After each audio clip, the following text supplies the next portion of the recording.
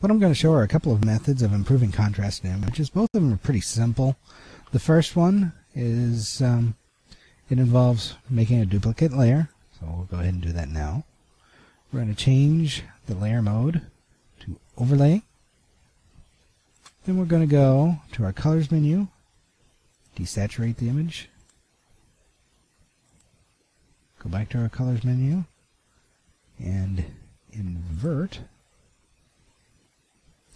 And then finally, well, not finally, but close to finally, go to our Gaussian blur. And what we want to do is we want to set a wide enough radius that in this preview window we see next to no detail, but we still have the areas of light and dark. So I've set it to about 150.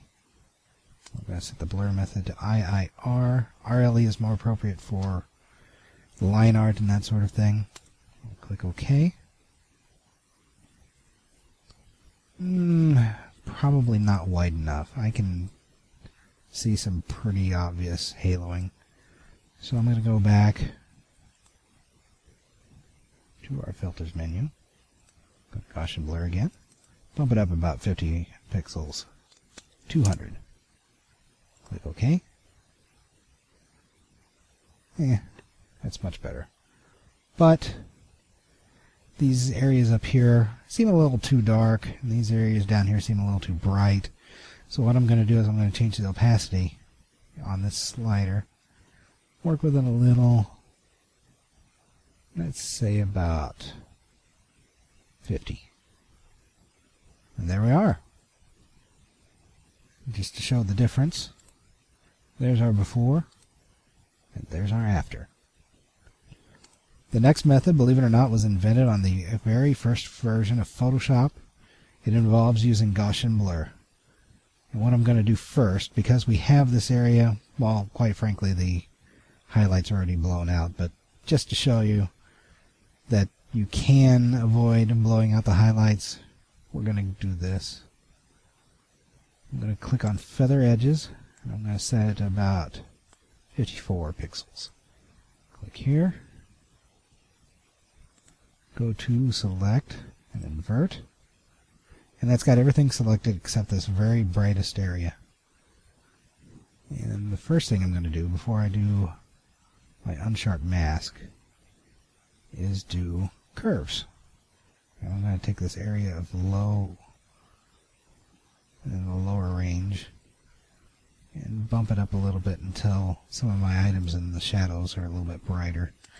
Now those are brighter, but now our contrast is actually lower.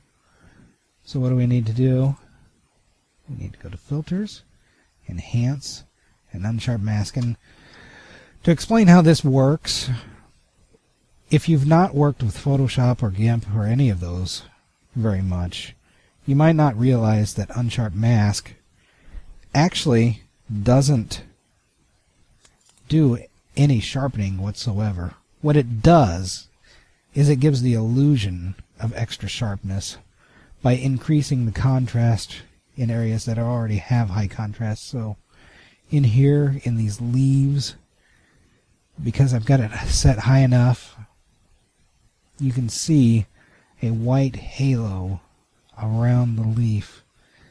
And if your eyes are good enough, you might be able to see a dark halo on the other side. And that's because what it actually does is it takes a copy of the image and it blurs it and does all sorts of transformations automatically for us so that you don't have to do all the blurring and all that manually. It just makes it all work.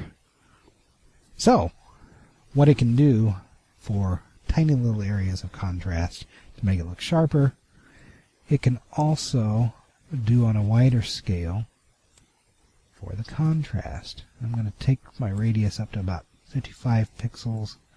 I'm going to drop the amount down to about 0.2, closer to 0.3, and make sure the threshold is set to 0. Click on OK, and it does a blurring phase. And of course you need to have a little bit of patience if your image is large, and possibly if your computer doesn't have a lot of memory or it doesn't have a lot of processing power. This might take a minute. And there we are. We're done.